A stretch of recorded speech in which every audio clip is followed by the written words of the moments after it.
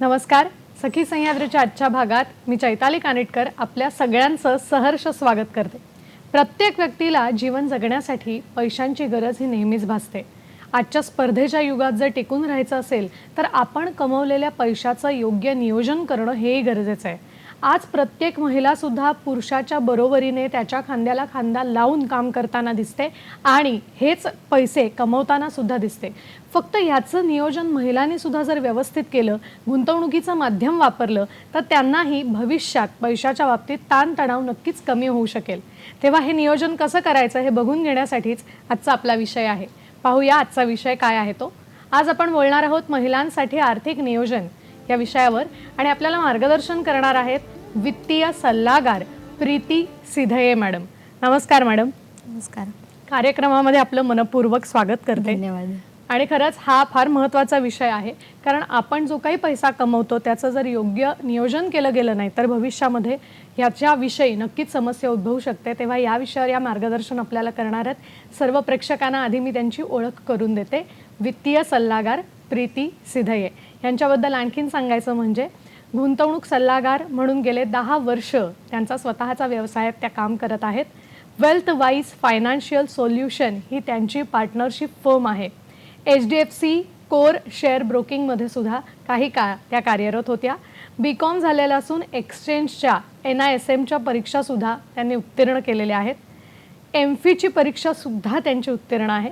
त्यांनी अनेक corporate seminar घेतलेले आहेत, सध्या त्याही घेत आहेत. आणि फार महत्त्वाचं, सामाजिक माध्यमातून त्या गुंतवणुकीविषयी जागृती करण्याचं सुद्धा मोठ्या प्रमाणावर काम करतात. आज सुद्धा महिलांसाठी आर्थिक नियोजन नेमकं कसं करावं, कुठे गुंतवणुकीला जास्ती वाव आहे, कशाने आपल्याला फायदा होणार आहे ह्याविषयी ते आपल्याला मार्गदर्शन करणार आहेत. मॅडम, पुन्हा एकदा कार्यक्रमामध्ये आपलं स्वागत करते. धन्यवाद. आणि सगळ्यात पहिला प्रश्न मनात हा येतो की गुंतवणूक हा शब्द पूर्वीपासून प्रचलित आहे किंवा पूर्वीपासूनच याची खरं तर गरज आहे, पण आज असं दिसतं की ही गरज वाढलेली आहे. तर पूर्वीसुद्धा आणि आत्तासुद्धा या गुंतवणुकीचं काय महत्त्व आपल्याला जाणवतं, काय सांगाल याविषयी? नक्कीच. पूर्वीच्या काळी ही गुंतवणूक लागतच होती निश्चितच. आपण त्यावेळेला पारंपरिक माध्यमांचा जास्त वापर करत होतो, जसं की PPF अकाउंट असणं, बँकेत FD करणं. त्यावेळेला मेन आपला उद्देश होता ते म्हणजे आपली म्हणजे रिस्क घेण्यापेक्षा आपल्याला त्यातनं रिटर्न्स किती मिळत आहेत ह्याच्यापेक्षा सेफ्टी हे जास्त करून बघितली जायची. आणि त्याचा मेन उद्देश असा की जनरली सगळ्या लोकांना, म्हणजे सगळ्यांना नाही म्हणणार मी, बहुतांश लोकांना पेन्शन होतं. त्यामुळे गुंतवणूक जनरली कशाला केली जाते की भविष्यात काय, आज मी जर माझं कमाई बंद झाली, मी रिटायर झाले की माझा पैसा म्हणजे मला लागणारा पैसा हा कुठून येणार. त्यामुळे रिटायरमेंटची सोय किंबहुना आपण म्हणू की पेन्शन असल्यामुळे आपल्याला ती होती, पण आज तसं राहिलेलं नाही आहे. ती चणचण आज आहे कारण बहुतांश लोकांचं पेन्शन बंद झालेलं आहे. त्यामुळे मग भविष्यात आपण आपली म्हणजे सोय करणं हे तितकंच महत्त्वाचं आहे. त्यासोबतच सगळ्यात महत्त्वाचं म्हणजे आपण जे राहणीमान वाढवलं आहे, जी बदललेली जीवनशैली आहे आपली, त्यामध्ये सुद्धा की म्हणजे आपण बघितलं तर आधीच्या पिढीला दर विकेंडला हॉटेलिंगची गरज नसायची किंवा मल्टिप्लेक्समधल्या सिनेमात पॉपकॉर्नचीही गरज नसायची. पण आज ही जी लाईफस्टाईल आपण राहणीमान वाढवलं आहे त्यासाठी सुद्धा आपल्याला निश्चितच जास्त खर्च येणार आहे. आणि सगळ्यात महत्त्वाचं, महागाई ही खूप वाढते आणि हे पुढेही कंटिन्यू असणार आहे, पुढेही भविष्यात हे असणार.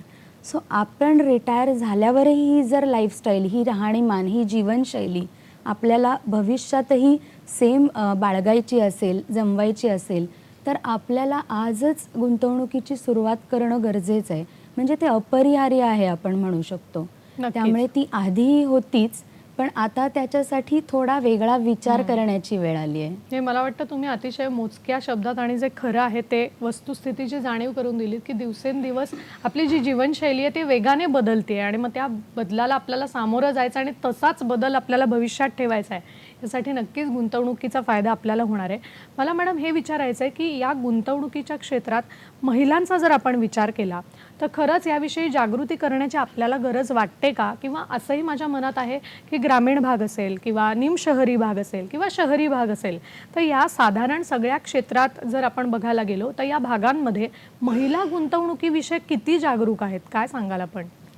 खरं बघायला गेलं तर घरातला खर्च हा पूर्वीपासून महिलांच्याच हातात होता.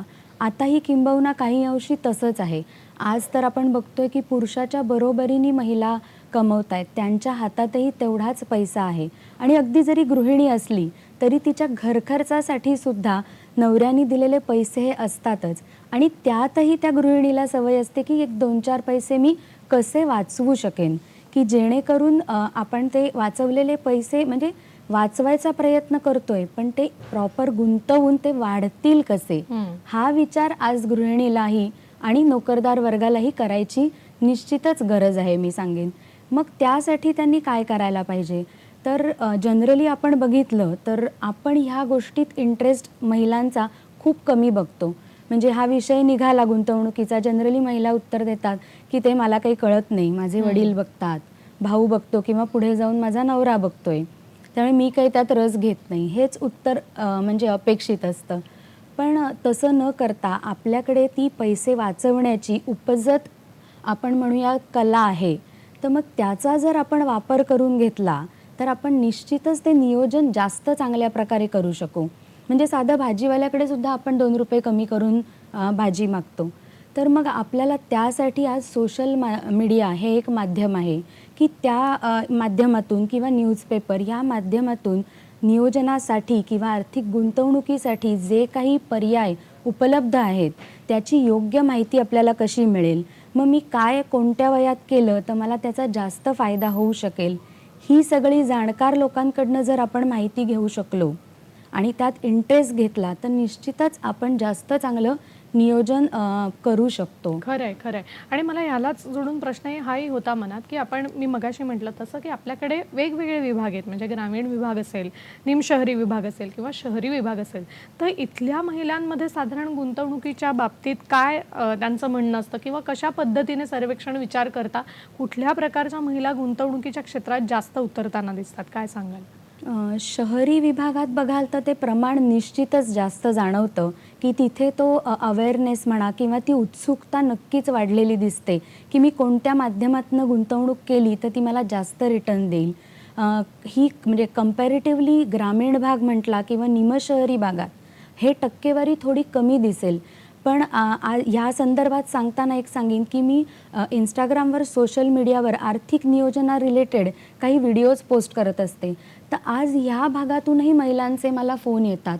त्यांनाही प्रश्न असतात की कोणती स्कीम माझ्यासाठी योग्य आहे किंवा ह्याची माहिती काय आहे, मी केले पैसे ह्यात इन्व्हेस्ट तर ते कसे करता येतील. म्हणजे ती जागरूकता वाढताना आपल्याला त्या क्षेत्रातही दिसते, जी खरंच खूप महत्त्वाची गोष्ट राहील. नक्कीच. मला वाटतं आणि हा फार महत्त्वाचा विषय आहे, म्हणूनच आपणही हा आजचा विषय घेतलेला आहे, की जास्तीत जास्त महिलांपर्यंत, युवतींपर्यंत जर हे पोचलं तर त्यासुद्धा चांगल्या पद्धतीने गुंतवणूक करू शकतील आणि भविष्यकाळात त्यांचाही चांगल्या पद्धतीने तुम्ही म्हणालात तसं, की जो काही पैसा कमवतो आहे त्याला वाढवता कसं येईल याविषयीचा विचार होऊ शकेल. आता मला पुढच्या प्रश्नाकडे यायचं आहे, की ज्याला आपण आर्थिक स्वावलंबन असं म्हणतो. तर हे आर्थिक स्वावलंबन गुंतवणुकीद्वारे नेमकं कसं साधता येऊ शकतं? काय सांगाल आपण याविषयी? आर्थिक स्वावलंबन म्हणजे काय आपण पहिले हे करूया की नक्कीच. आर्थिक स्वावलंबन म्हणजे माझ्या आर्थिक रिक्वायरमेंट, माझ्या ज्या गरजा आहेत त्या गरजा मी स्वतःच्या गरजा स्वतः कशा हे करू शकते, की माझं त्याबद्दलचं स्वावलंबन काय आहे, कितपत मी माझे स्वतःच्या गरजांसाठी दुसऱ्यावर विसंबून न राहता स्वतःची सोय स्वतः करते, ह्याला आपण म्हणू आर्थिक स्वावलंबन. मग ते फक्त आजच्या दिवसापुरतं न राहता ते भविष्यातही मी कसं करू शकीन ह्याचाही मी विचार करते का. मग ह्यात आपण 2 टप्पे बघूयात, की पहिला टप्पा असतो तो म्हणजे जेव्हा आपण कमवत असतो, आपले पैसे सॅलरी हे येत असते, तो एक टप्पा. आणि दुसरा टप्पा आयुष्याच्या उतारवयातला जो की रिटायरमेंटचा टप्पा, की तिथे मी कोणत्याही प्रकारचं काम करत नसते, पण माझी पैशांची गरज ही पहिल्या टप्प्यांवरती अवलंबून आहे. म्हणजे दुसरा टप्पा हा पहिल्या टप्प्यावर जास्त अवलंबून आहे. सो मी पहिल्या टप्प्यात जेव्हा मी कमवते त्यावेळेला जर मी योग्य प्रकारे पैसे साठवले तर दुसरा टप्पा माझा अधिक सुलभ आणि सुखकर होईल. आणि एका महिलेच्या बाबतीत जर म्हणायचं झालं तर ही गोष्ट अजूनच जास्त महत्त्वाची ठरते, कारण महिलेच्या आयुष्यात ब्रेक येणं म्हणजे नोकरीच्या करिअरच्या ह्या स्पॅनमध्ये. कारण कसं होतं, लग्न करून दुसरीकडे गेलो, जॉब सोडावा लागला, मुलं बाळं झाली किंवा त्यांना कोणी सांभाळायला नाही आहे म्हणून काही दिवस ब्रेक घ्यायला लागणं, ह्या सगळ्या आज ना उद्या येणारी, प्रत्येक महिलेच्या आयुष्यात येणारी ही गोष्ट आहे. सो मग त्या अनुषंगाने जर तिने जेव्हा नोकरीला सुरुवात केली आहे त्यावेळेला जर योग्य नियोजन केलं तर एक रक्कम तिच्या हातात असेल की जर असा ब्रेक पुढे जाऊन जर तिला घ्यायला लागला तरी ती रक्कम तिच्यासाठी असेल. कदाचित ती वापरायची वेळही नाही येणार कारण घरातला नवरा ही कमवती व्यक्ती असेलही, पण ती रक्कम माझ्यासाठी असणं हा मानसिक आधार तिच्यासाठी खूप महत्त्वाचा असेल. म्हणजे त्यावेळेलाही ती आर्थिकदृष्ट्या स्वावलंबी निश्चितच असू शकेल. नक्कीच. मला वाटतं तुम्ही जे 2 टप्पे सांगितलेत त्या दोन्ही टप्प्यांचा आपण महिलांच्या अनुषंगातून विचार करणार आहोत. फक्त कार्यक्रमात आपल्याला एक फोन येतोय तर त्याच्याकडे आपण वळूया. शुभांगी मुळे आपल्याला प्रश्न विचारतायत रत्नागिरीहून. नमस्कार. नमस्कार. नमस्कार. नमस्कार. प्रश्न विचारा आपला.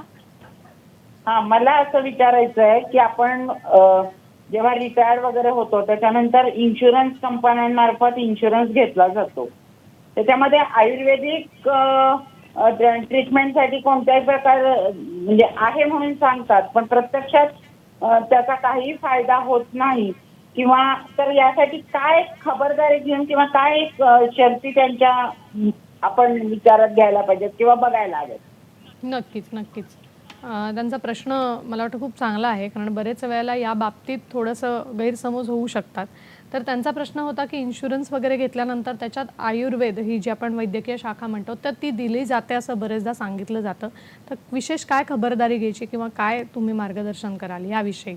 ओके. बेसिकली आपण जेव्हा इन्शुरन्स म्हणतोय हा म्हणजे मेडिकल इन्शुरन्स.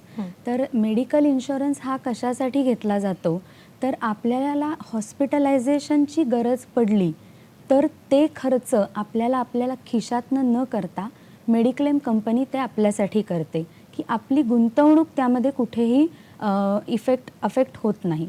पण जर आयुर्वेदिक ट्रीटमेंट म्हटली तर त्यात कुठेही हॉस्पिटलायझेशन नसतं, पण तरीही काही कंपन्या आपल्याला निश्चितच त्यासाठी हे सोयीसुविधा देतात.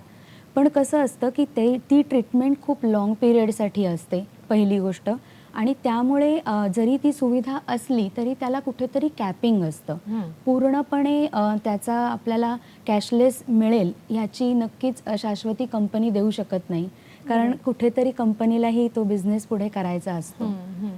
नक्कीच. मला वाटतं याविषयी मॅडम अजून आपल्याला मार्गदर्शन करणार आहेत. फक्त वेळ झाली एका छोट्याशा विश्रांतीची. आपण मात्र कुठेही जाऊ नका, आम्ही लगेचच परत येतोय. पाहत रहा सखी सह्याद्री.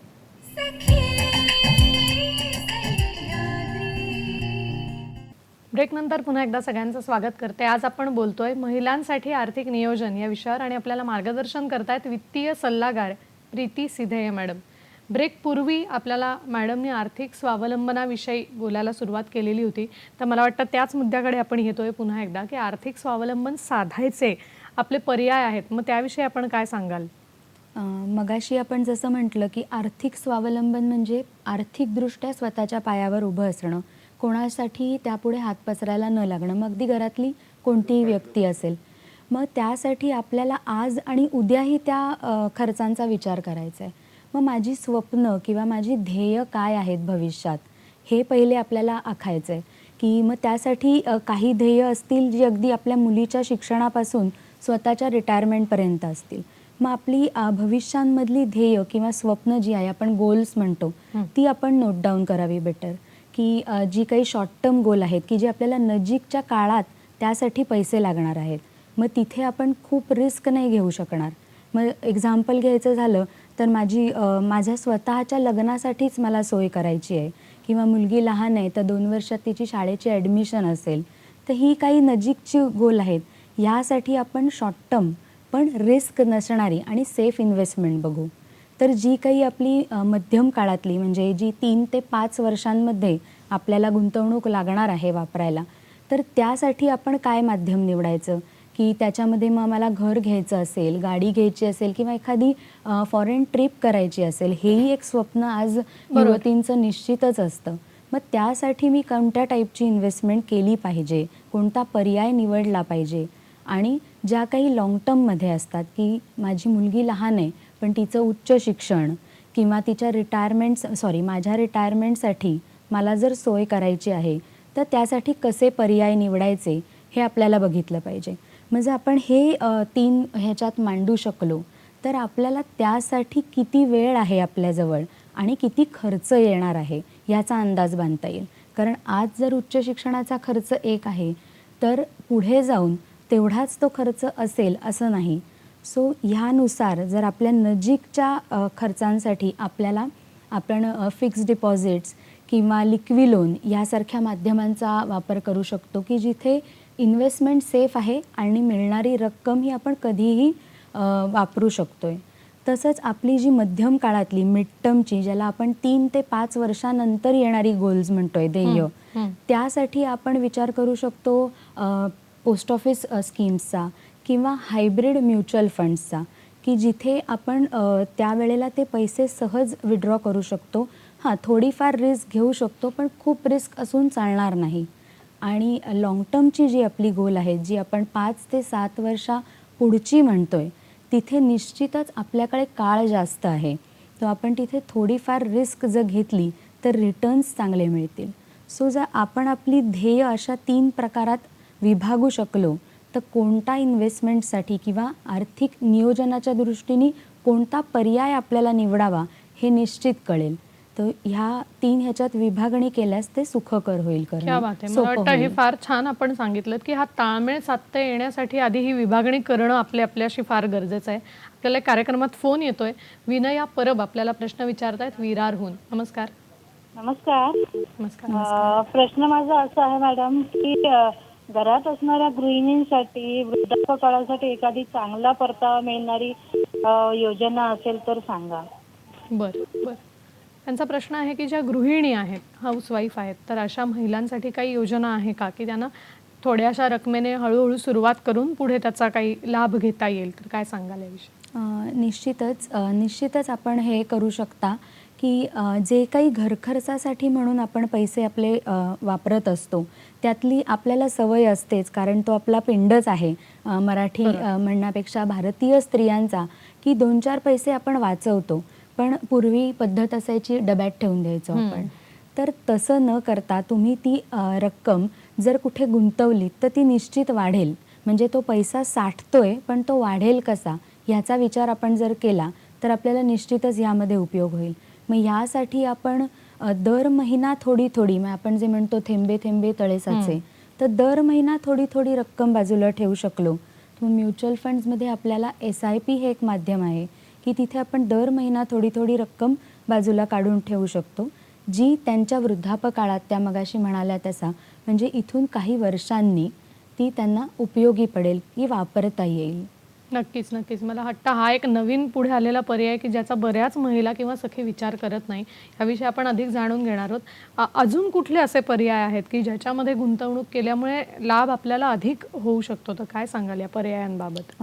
पर्यायांबाबत सांगायचं झालं तर आत्ताच आपण जसं त्या सखीला उत्तर दिलं की बऱ्याचशा महिला आज पुरुष वर्गाबरोबर कमवत आहेत. सो जेव्हापासून आपण कमाई सुरू केलेली आहे तेव्हापासून, किंवा ज्या स्वतः कमवत नाही आहेत पण घरखर्चासाठी त्यांना जे पैसे मिळालेले आहेत त्यातनं त्या पैसे बाजूला काढतायत, तर त्यासाठी त्यांनी ते पैसे दर महिन्याला थोडे करत गुंतवणं हे खूप महत्त्वाचं राहील. मग जर मी आज 23व्या वर्षी बेसिक शिक्षण घेऊन नोकरीला सुरुवात करते तर त्यावेळेला मी महिन्याला थोडी रक्कम बाजूला काढली तर होतं कसं, थोडी रक्कम बाजूला काढल्यामुळे ती एक सवय लागते की हे पैसे गुंतवायचेत, ते एक सवय अंगवळणी पडते. त्यामुळे आपल्याला आपली जी कमाई आली आहे, नोकरीतनं जो सॅलरी मिळाली आहे ती तेवढी कमीच मिळाली आहे हे आपण समजून अर्थात आपले खर्च कंट्रोलमध्ये आणतो. कारण तेवढे पैसेच अकाउंटला उरणार नाहीत की अनावश्यक खर्च आपण म्हणू की बऱ्याचदा तेही होत असतात. त्यामुळे ते खर्चही आपले ह्या सगळ्या गोष्टींमुळे कंट्रोलमध्ये आणू शकतो आपण. आणि मग आपल्या हातात जो काही काळ आहे, कारण मी मगाशी म्हटलं तसं की काही स्त्रियांना बाळंतपण म्हणा किंवा दुसऱ्या शहरात राहायला गेल्यामुळे जे ब्रेक घ्यावे लागतात त्या काळातही हे नियोजन त्यांना निश्चितच उपयोगी पडेल. आणि ती सुविधा आपल्याला म्युच्युअल फंड्स SIP मध्येही आहे की ती आपण हवी तेव्हा बंद करू शकतो आणि ते पैसे तसेच ठेवून ते पुढे भविष्यात वाढवण्यासाठी इन्व्हेस्टेड राहू शकतो. नक्कीच नक्कीच. आपल्याला एक फोन येतोय कार्यक्रमात. शिवानंद वसेदार आपल्याला प्रश्न विचारतायत निपाणीहून. नमस्कार शिवानंदजी. नमस्कार. काही तांत्रिक अडचणींमुळे फोन त्यांचा पोहोचू नाही शकत आहे, तेव्हा आपण आपल्या पुढच्या प्रश्नाकडे येऊया की ज्याला आपण लाईफ इन्शुरन्स म्हणतो किंवा मेडिक्लेम म्हणतो. तर हा सुद्धा एक फार महत्त्वाचा पर्याय गुंतवणुकीच्या बाबतीत मानला जातो. तर याचं काय मार्गदर्शन आपण कराल किंवा याचं काय महत्त्व आहे जे सखीनं कळलं पाहिजे असं आपल्याला वाटतं? नक्कीच सगळ्यात महत्त्वाचा पॉईंट राहील हा, म्हणजे गुंतवणुकीच्या आधीही आपण या दोन गोष्टींचा विचार केला पाहिजे असं मी म्हणेन. कारण होतं कसं की मेडिकली जेव्हा एक्सपेन्सेस येतात तो आपल्याला म्हणजे अचानक आलेला मोठा खर्च असतो. सो त्याच्यासाठी जर आपण आधीपासून नियोजन केलेलं नसेल तर आपली सगळी गुंतवणूक तो एक खर्च हलवून ठेवतो असं आपण म्हणू शकतो. मग घरातली कोणतीही एक व्यक्ती विचार करा हॉस्पिटलाइज असेल, म्हणजे आपण कोविडच्या काळात हे अगदी सगळ्यांनीच अनुभवलेलं आहे की घरातल्या 2-2, 3-3 व्यक्तीही हॉस्पिटलाइज होत्या आणि मग तो येणारा खर्च आणि मग तेवढी म्हणजे जी काही आत्तापर्यंत केलेली गुंतवणूक आहे ती सगळी गुंतवणूक तो पैसा सगळा पाण्यासारखा हे होतो. मग जर त्या कुटुंबाचा हेल्थ इन्शुरन्स असेल योग्य अमाऊंटचा तर हा म्हणजे असल्यामुळे आपली गुंतवणूक कुठेही यामुळे अफेक्ट होणार नाही. मग तो हेल्थ इन्शुरन्स काढताना काही खबरदारी आपण घेतल्या पाहिजेत की आज जर मी हेल्थ इन्शुरन्स काढते तर मला जे काही आधीपासून आजार आहेत ते मी कंपनीला डिक्लेअर केले पाहिजे. म्हणजे नंतर आपण डॉक्टरांना ते सांगतो पण जर कंपनीला डिक्लेअर केलेले नसतील तर तो क्लेम रिजेक्ट होतो आणि आपण म्हणतो की मी प्रीमियम भरला पण मला कंपनीनी क्लेम दिला नाही. त्यामुळे काही गोष्टी आपणही सतर्क राहून केल्या पाहिजेत. आणि सगळ्यात महत्त्वाचं फायनान्शियली डिपेंड असलेल्या प्रत्येकाचा आणि कमवणाऱ्याही व्यक्तीचा हेल्थ इन्शुरन्स योग्य अमाऊंटचा असलाच पाहिजे. सो दॅट आपल्याला जे काही मेडिकल एक्सपेन्सेस येणार आहेत ते हॉस्पिटल एक्सपेन्सेस ते हा मेडिकल कंपनीज काळजी घेतील. दुसऱ्या सगळ्यात महत्त्वाचा मुद्दा तुम्ही सांगितला तो म्हणजे लाईफ इन्शुरन्स. मला वाटतं आपण ह्याच्याविषयी बोलूया, पण एक फोन येतोय तो आपण तत्पूर्वी घेऊया. आपल्याला पुण्याहून प्रश्न विचारतायत मीरा गाडगे. नमस्कार. नमस्कार. नमस्कार मॅडम. प्रश्न विचारा आपला. हा मॅडम, माझा प्रश्न असा होता की जर आपण पोस्टामध्ये सेव्हिंग करतो तर आपल्यासाठी सेव्हिंग किती प्रश्न सलग विचारा आपला. फायदा करते आणि त्याच्यातून आपल्याला किती व्याजदर, म्हणजे मला एवढंच विचारायचं की पोस्टामध्ये जर आपण पैसे भरत असतात तर त्याचा आपल्याला फायदा होऊ शकतो का? आणि दुसरा प्रश्न म्हणजे जो बचत गट चालवतो त्याच्यातून महिलांना काय फायदा होऊ शकतो का? बरं, त्यांचे 2 प्रश्न आहेत. पहिला त्यांचा आहे की पोस्टच्या सेव्हिंगबद्दल, पोस्टाच्या ज्या योजना आहेत तर त्याचा आपल्याला कितपत फायदा होऊ शकतो किंवा त्याचा आपण लाभार्थी कसे ठरू शकतो. आणि त्यांचा दुसरा प्रश्न बचत गटाच्या संदर्भात होता. तर यातून काही आपल्याला फायदा होऊ शकणार आहे का आर्थिक बाबतीत? काय सांगाल याविषयी? नक्कीच आपल्याला पोस्टाच्या स्कीम्समधनं निश्चितच फायदा होऊ शकतो. पण मी मगाशी म्हटलं तसं की पोस्टाच्या काही स्कीम्समध्ये आपल्याला लॉक इन असतो. जर मग आपली ध्येय काय आहेत की ते पैसे आपण काय ध्येयासाठी साठवतोय ते पहिले विचारात घेतलं पाहिजे. जर मला ते 1-2 वर्षात पैसे लागणारच आहेत तर कदाचित पोस्टाच्या काही स्कीम्स आपल्याला उपयोगी ठरणार नाहीत, कारण तिथे लॉक इन असल्यामुळे आपण ते काढू शकणार नाही. पण जर आपण जर ते काही 3 ते 5 वर्षाच्या म्हणजे मिड टर्म गोल्स असतील आपले काही ध्येय तर त्यासाठी आपण ते पैसे निश्चितच पोस्टाची स्कीम्स आपल्याला उपयोगी ठरू शकते की त्यातून आपण ते पैसे वापरू शकतो. मला वाटतं आपल्याला काही स्क्रीनवरती योजना दिसत होत्या तर त्याविषयी आपण मार्गदर्शन केलं तर अधिक फायदेशीर होईल. काय सांगाल? नक्कीच. ह्यामध्ये मी नक्कीच सांगेन की शासनाच्याही काही स्कीम्स आहेत. म्हणजे आपण महिलांविषयी मगाशी बोलत होतो तर त्या दृष्टीने शासनाने ही सुकन्या समृद्धी योजना आज प्रत्येक मुलीच्या नावाने 10 वर्षाच्या खालच्या प्रत्येक मुलीच्या नावाने तिचे आई वडील पेरेंट्स ते त्या स्कीममध्ये त्या योजनेमध्ये गुंतवणूक करू शकतात. मग त्यात अगदी 250 रुपयापासून सुरुवात करता येते. तर वर्षाकाठी आपण मॅक्झिमम 1.5 लाख रुपयापर्यंत इन्व्हेस्टमेंट करू शकतो. आणि ह्या योजनेअंतर्गत जी आपण अमाऊंट गुंतवतोय, जी रक्कम गुंतवतोय, त्यासाठी त्या आईवडिलांना शासन ATC खाली इन्कम टॅक्स रिबेटही देतं आहे.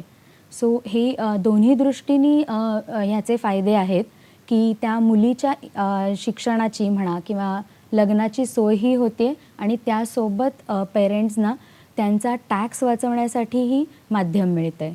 आणि ह्याचा आत्ताच्या क्वार्टरचा रेट साधारण 8% इतका आहे. हा क्वार्टरली अर्थात बदलू शकतो, पण निश्चितच मुलगी लहान असल्यापासून जर आपण ह्यात इन्व्हेस्टमेंट सुरू केली तर त्याचा नक्कीच फायदा होऊ शकेल.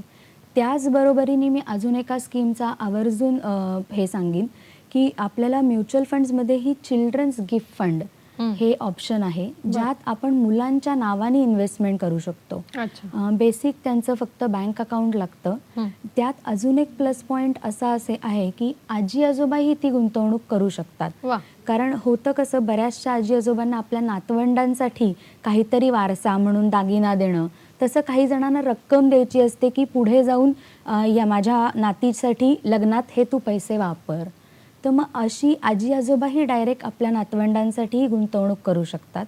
आणि SIP किंवा एकदाच लमसम भरूनही आपण ती करू शकतो. अगदी मिनिमम 1000 रुपयापासून आपल्याला ही गुंतवणूक करता येते. खरं आहे. मला वाटतं तुम्ही ज्या दोन्ही आम्हाला योजना सांगितल्यात त्याचा नक्कीच फायदा होऊ शकतो, कारण अगदी 250 रुपयापासून सुद्धा आपल्याला त्याच्यात गुंतवता येतात पैसे आणि ही रक्कम आपण निश्चित बाजूला काढून ठेवू शकतो.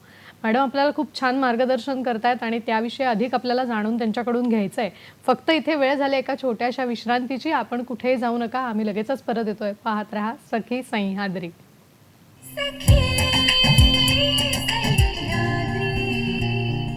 ब्रेक नंतर पुन्हा एकदा सगळ्यांचं स्वागत. आज आपण बोलतोय महिलांसाठी आर्थिक नियोजन या विषयावर आणि आपल्याला मार्गदर्शन करतायत वित्तीय सल्लागार प्रीती सिधये मॅडम.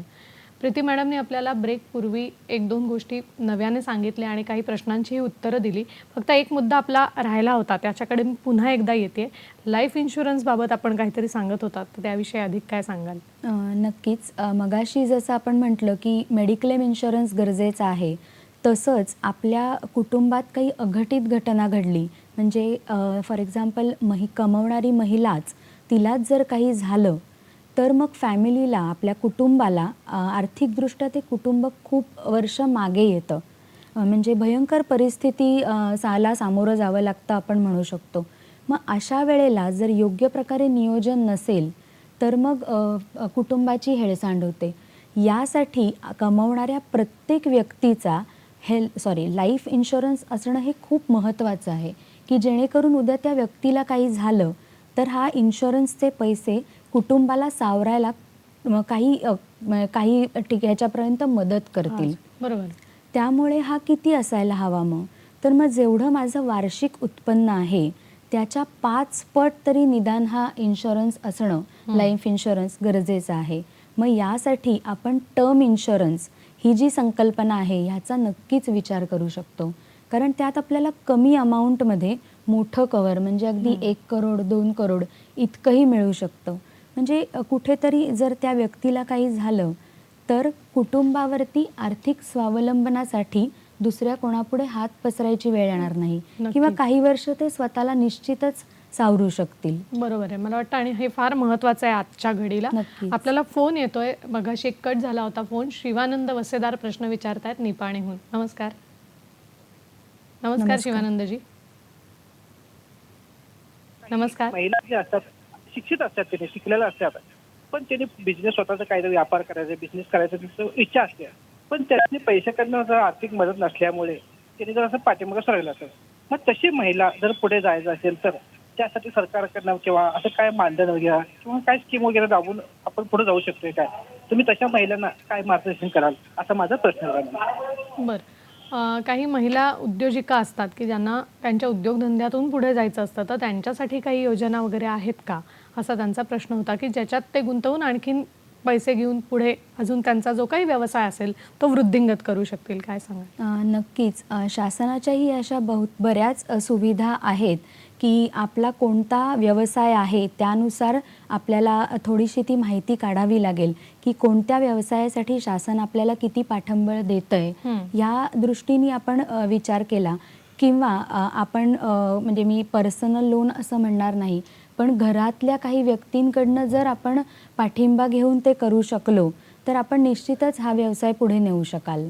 नक्कीच. फक्त ती माहिती आपण करून घेणं ही तितकंच ही गरजेचं जागरूकता आहे. त्या महिलेकडे असणं हे खूप गरजेचं आहे. नक्कीच. मला वाटतं तुम्ही सगळी जी माहिती देताय त्याच्यातून एक गोष्ट आणखीन जाणवते की आपण जितक्या लवकर हे पैसे गुंतवायला सुरुवात करू त्याचा फायदा अधिक होणार आहे. तर मला हे विचारायचं आहे की आजच्या ज्या युवती आहेत तर त्यांना आपण काय या दृष्टिकोनातून मार्गदर्शन कराल की त्यांनी हे आर्थिक नियोजन कसं साधायला हवं, की मला आता मी स्वतःच्या पायावर उभी राहिली आहे, मी नोकरी करायला लागली आहे, तर साधारण ते वय असं असतं की आपण पैशाकडे जास्त खर्चाच्या दृष्टीने बघत असतो. तर अशा या युवतींना आपण काय सांगाल, काय मार्गदर्शन कराल? नक्कीच. अगदी रास्त प्रश्न आहे, कारण एकदा पैसा हातात यायला लागला की साहजिक असतं ते की मी आज स्वतः कमवते तर मी का ते आखडता हात घेऊ. तर कुठेतरी खर्चाच्या दृष्टीने आपण सढळ हस्ते खर्च करायला लागतो आणि मग कुठचाच आपण म्हणतो ना कंट्रोल राहत नाही की किती कमवलेत किती गेलेत आणि ते त्या काळात आपल्याला जाणवत नाही, कारण तेव्हा कंटिन्यू फ्लो येत असतो. पण मी मगाशी म्हटलं तसं प्रत्येक स्त्रीच्या आयुष्यात एक ब्रेक तर येतोच. मग त्या काळात आपल्याला दुसऱ्यावरती डिपेंड राहायला लागतंय. मग अगदी तो नवरा जरी असला तरी कमवती स्त्री असेल तर तिला ते नको असतं साधारणपणे. मग तिने जर सुरुवातीपासूनच म्हणजे अगदी आपण पकडूया की 23व्या वर्षी साधारण बेसिक शिक्षण घेऊन आपण बाहेर पडतो की आपण नोकरी धंद्याला सुरुवात केली आहे, तर जी काही आपली कमाई येते त्यात मगाशी म्हटल्याप्रमाणे थोडीशी रक्कम दर महिना जरी आपण वेगळी काढू शकलो आणि त्यासाठी SIP हे रेग्युलेटेड उत्तम माध्यम आहे, तर त्यातनं आपल्याला निश्चितच नक्की फायदा होऊ शकेल. किंवा काही रक्कम आपण PPF अकाउंट उघडून त्यात जरी गुंतवली तरी ती आपल्याला 15 वर्ष लॉक असल्यामुळे निश्चितच आपल्या पुढच्या आयुष्यासाठी आपल्याला फायद्याची ठरू शकेल. नक्कीच. म्हणजे याबाबत युवतींनी जागृत राहायला हवं आणि तुम्ही म्हणालात तसं त्या पद्धतीचा आपण SIP सारख्या योजनांचाही लाभ घ्यायला हवा. कार्यक्रमात एक फोन येतोय. दादा उबाळे आपल्याला प्रश्न विचारतायत जामखेडहून. नमस्कार. नमस्कार. माझा प्रश्न असा आहे की महिलांना जर घरामध्ये आर्थिक धोरण चांगल्या पद्धतीने राबवायचे असेल तर त्याचे नियोजन कसे करावे याबद्दल सांगा. बरं. त्यांचा प्रश्न आहे की महिलांना जर घरात आर्थिक नियोजन करायचं असेल तर त्याबाबत आपण काय मार्गदर्शन कराल? नक्कीच. मी मगाशी म्हटलं तसं आर्थिक नियोजन करताना आपण कौटुंबिक लेवलवर आपली स्वप्न काय आहेत, हे पहिले ध्येय काय आहे हे सगळ्यांनी मिळून ठरवलं पाहिजे की आपली पहिली गरज काय आहे, दुसरी गरज काय आहे आणि त्या अनुषंगाने आपली कमाई त्या त्या हिशोबाने डिवाईड केली पाहिजे. त्यात कित्येकदा आपले वायफळ खर्च असतात. मग ते जर कौटुंबिक लेवलला बसून आपण चर्चा करून सोडवले म्हणण्यापेक्षा प्रायोरिटी आपण जे म्हणतो ती ठरवली तर हे आपल्याला साध्य करणं किंवा ते पुढे जाऊन मिळवणं हे नक्कीच सहजपणे शक्य होईल. तर हे फक्त कुटुंबाच्या आधाराने आपल्याला याच्यात पुढे जायचं आहे एवढं फक्त लक्षात घ्यावं. मला असं विचारायचं आहे की एका आईने आपल्या मुलांबाबत जर गुंतवणुकीचा विचार केला आर्थिक नियोजन करताना तर तिने कुठल्या पद्धतीने हा विचार करायला हवा किंवा त्यासाठी काही वेगळ्या योजना आहेत का? मगाशी आपण या काही योजनांविषयी माहिती दिलीत, पण अधिक अजून काही आपल्याला सांगायचं आहे का याविषयी? निश्चितच. आईचा विचार करायला गेलो तर आपल्याला नेहमीच आपलं पाल्य आपल्यापेक्षा 2 पावलं पुढे असावं. मग ते शिक्षण, उच्च शिक्षण असावं किंवा नोकरी धंद्याबाबत असं वाटतच असतं. मग त्यासाठी जर आईनी त्या मुलांच्या लहानपणापासूनच सुरुवात केली तर तिच्याकडे ती गुंतवणूक करण्यासाठीचा वेळही खूप मोठा कालावधी असेल. मग त्या दृष्टीने जर आपण बघायला गेलं तर वयाच्या लहानपणापासूनच त्या मुलीच्या किंवा मुलाच्या दृष्टीने आईनी पहिली गोष्ट म्हणजे इन्व्हेस्टमेंट किंवा गुंतवणूक करायला सुरुवात केली पाहिजे. मग आपण एक एक्झाम्पल बघूया की मुलगी अगदी 1 वर्षाची आहे किंवा तिचा जन्म झाल्यापासूनच जर आपण महिन्याला कमवतोय तर महिन्याला काही रक्कम बाजूला काढली तर आपल्याकडे 17 ते 18 वर्ष इतका मोठा स्पॅन असेल की त्या मुलीच्या उच्च शिक्षणासाठी तिच्या 18व्या वर्षी किंवा उद्या तिच्या लग्नासाठीचा जो काही खर्च किंवा जे काही स्वप्न आपण बघितलं आहे ते पुरं करण्यासाठी त्या आईकडे निश्चितच पैसे असणार आहेत.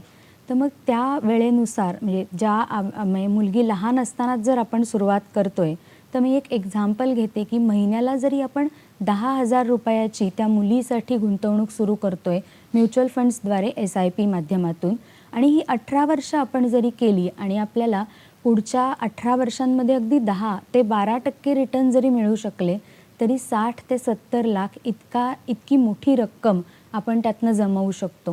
म्हणजे त्या पाल्याचं पुढचं उच्च शिक्षण म्हणा किंवा अगदी लग्नापर्यंतची ही सोय आपली त्यातनं आपण साध्य करू शकतो. सो योग्य पर्याय निवडण्यासाठी मगाशी म्हटल्याप्रमाणे की तिच्या लहानपणापासून सोय केली तर मी कमी अमाऊंट जरी इन्व्हेस्ट करते गुंतवते तरी मी मोठं टार्गेट माझं ध्येय साध्य करण्यासाठी मिळवू शकते. नक्कीच. मला वाटतं तुम्हीच मगाशी एक चांगलं म्हणालात की थेंबे थेंबे तळे साचे. त्यामुळे ही सुरुवात अधिकाधिक लवकरात लवकर आणि योग्य तऱ्हेने करायला हवी. याचबरोबर माझ्या मनात असा प्रश्न आहे की म्युच्युअल फंडमधून आपल्याला चांगल्या पद्धतीने लाभ घेता येतो किंवा त्याचा सर्वाधिक फायदा होतो आज असं म्हटलं जातं, पण मुळात ही संकल्पनाच अनेकांना माहिती नाही आहे. तर याविषयी आपण काय सांगाल, काय मार्गदर्शन कराल? नक्कीच. आज आपण जिकडे तिकडे ऐकतोय की म्युच्युअल फंड सही आहे, म्हणजे अगदी प्रत्येक ब्रेकमध्ये एखाद दुसरी ॲड तरी येतच असते की म्युच्युअल फंड सही आहे. पण मग हे का होतं आहे की आपली तरुण पिढीही याकडे बऱ्या प्रमाणात आकर्षित होती आहे. तर यातून मिळणारा रिटर्न हे त्यातलं सगळ्यात महत्त्वाचं कारण आहे. मग जर आपण ह्याचा परफॉर्मन्सचा रेकॉर्ड बघितला तर गेल्या 30 वर्षांमध्ये म्युच्युअल फंड्सनी आपल्याला म्हणजे बहुतेक फंड्सनी 10 ते 12% रिटर्न दिलेले आहेत. मग हे एवढे रिटर्न बघून पिढी त्याकडे निश्चितच आकर्षित होणार आहे. पण त्याचबरोबर आपल्या मनात एक शंका येते की सब्जेक्ट टू मार्केट रिस्क हेही वाक्य त्याच पाठोपाठ येतं. तर मग ही रिस्क म्हटली मार्केटची की आपण पहिले घाबरतो की पडलं मार्केट तर काय होईल, माझं मुद्दल सेफ राहील की नाही. तर नक्कीच ही रिस्क विचारात घेऊनच आपण ही इन्व्हेस्टमेंट सुरू करायची आहे. पण आपण जर ही इन्व्हेस्टमेंट लॉंगर टर्मसाठी म्हणजे 5 ते 7 वर्ष पलीकडे बघत असू की त्या एवढा पिरियड आपण इन्व्हेस्टेड राहणार असू तर ही रिस्क नक्कीच कमी होऊ शकते आणि हे एवढे नक्कीच रिटर्न्स आपण मिळवू शकतो.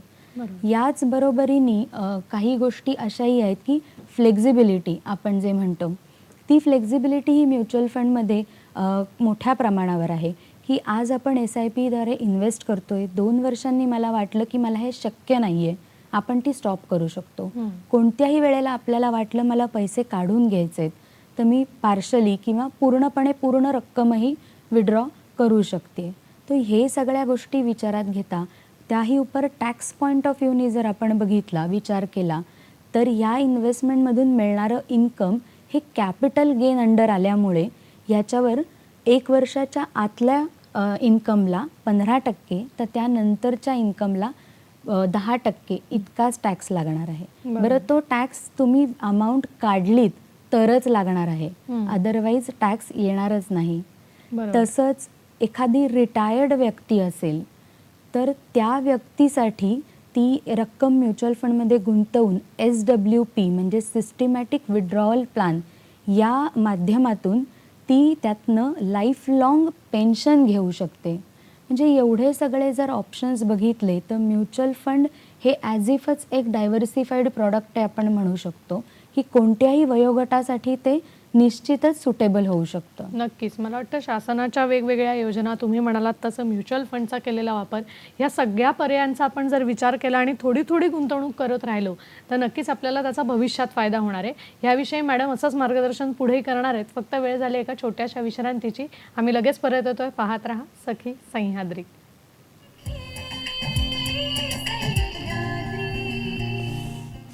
नंतर पुन्हा एकदा स्वागत करते. आजचा आपला विषय आहे महिलांसाठी आर्थिक नियोजन आणि आपल्याला मार्गदर्शन करतायत वित्तीय सल्लागार प्रीती सिधये मॅडम. ब्रेकपूर्वी अनेक पर्यायांचा आपण विचार केला, आर्थिक नियोजन कसं करायचं याविषयी मॅडमकडून जाणून घेतलं.